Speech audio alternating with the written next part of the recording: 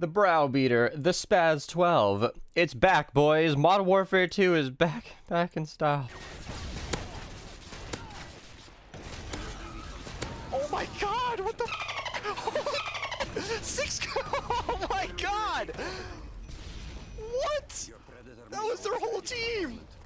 In my dreams. This weapon hits like a truck. With a full party, this thing was headshotting consistently for 495,000 damage. Now, with a shotgun, that's at point blank, but the thing about the Browbeater is that it hits very, very hard. It crits even harder, has a base 15% crit chance, so it's critting pretty often as far as shotguns go, but it shoots so slow that everybody's kind of writing it off. Now, if you double pump, you can make a go for it. You can make a go at it, but it's not exactly going to make up for it. I've even heard of using Brightcore on this shotgun, and that's kind of a considerable idea because it hits so hard and it kills so fast that the only thing that's not going to get completely destroyed by this or smashes and mini bosses, you could probably go Brightcore, shoot that 10% faster, which isn't terribly significant, and then you might have a decent chance at crowd clearing. However, I'm not convinced that this weapon is exactly for that. This is the kind of weapon like the double boiler. So I'm going to bring it back to the menu here, show you guys my double boiler, and this is basically the only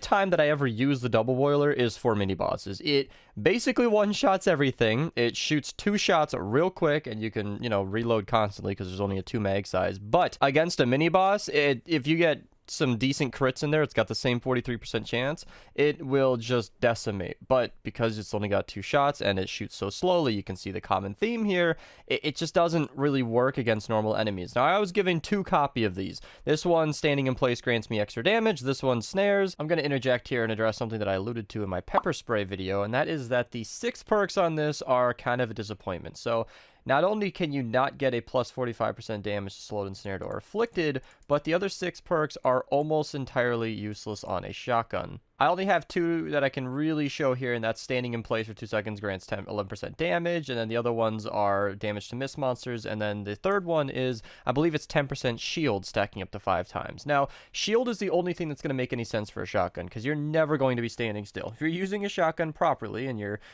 not just messing around, a mini boss, you might be able to stand still. I guess sometimes a smasher, even though you're probably going to get smacked. You should just never be standing still. It's poor form, even if you do have a 6 perk buffing your damage. It's just not worth it. You're probably going to get yourself killed. I say the shield is okay because if you want to back off and heal yourself for a bit, that's great.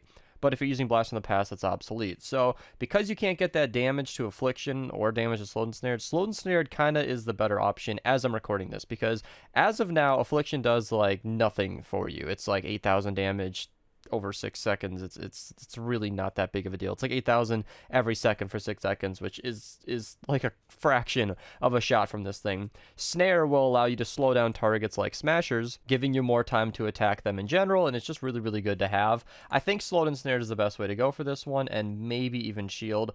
I guess the Mist Monster one can work if you're standing still against a mini-boss, but honestly, I don't think that these 6 perks were really designed with shotguns in mind. Now, as for the fire rate, it's too slow. Damage was nowhere near worth it. I think reload is absolutely necessary. I know a lot of people are going to want to run double crit damage on this, and you could, but I don't like to put all your eggs in one basket. I don't think it needs that extra crit damage, and I think you're going to want to reload while you're out there in the fight, because this thing not only shoots slow, but reloads slow as well, and these are actually the best perks I'd recommend. I can walk you through some of the options here, even though I only have a purple one, although I can see all the perks. I do think that crit damage is probably the way to go. I mean, for a weapon that fires this slowly, I don't like putting, as I said, all my eggs in one basket, so because it shoots so slow, I'd be interested to watch somebody try and put a double fire rate, double damage build on this. I'm not saying that's good or anything, but I'd like to see how that makes this perform. But I honestly think a fire rate and damage with a reload and maybe even another fire rate could be a fun try. But honestly, I just don't think the perks are there. I think crit rate and crit damage is just the way to go. And it's not so bad with a base 15% crit chance. I mean, you're just going to be constantly hoping for a crit, but this thing hits pretty hard anyway. So these are the different perk options if you were curious. And yeah, as for elements, always go energy unless you want to have have a combination of a few. You can see actually if I go down to my my Tiger Jaws here, I have one for every single element. One of these energy ones isn't mine anymore, but yeah, these are all the different elements, and that's something I would recommend. But something a lot of people haven't brought up, and it's kind of annoyed me, is that the bear is a closer cousin to this weapon. Everybody is comparing it to the ground pounder, which makes no sense to me. I get it. It's a military shotgun. People are treating the spy set like military 2.0, but it's not. This is a fast fire rate semi-auto shotgun. The closest comparison to the Browbeater that I can find is the bear.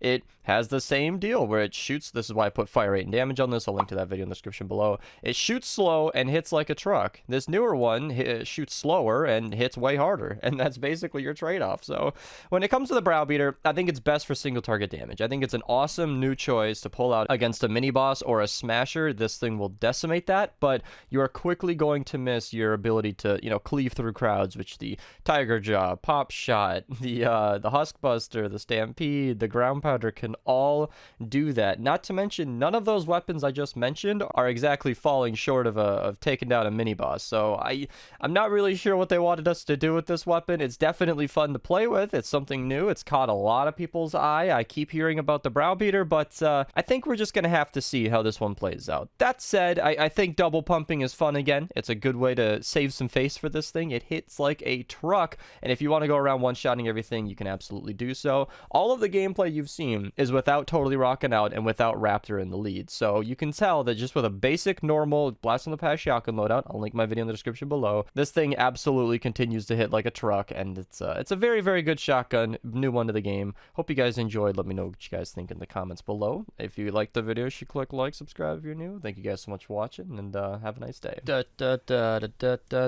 My last video got a claim for this free music, so here I go. And then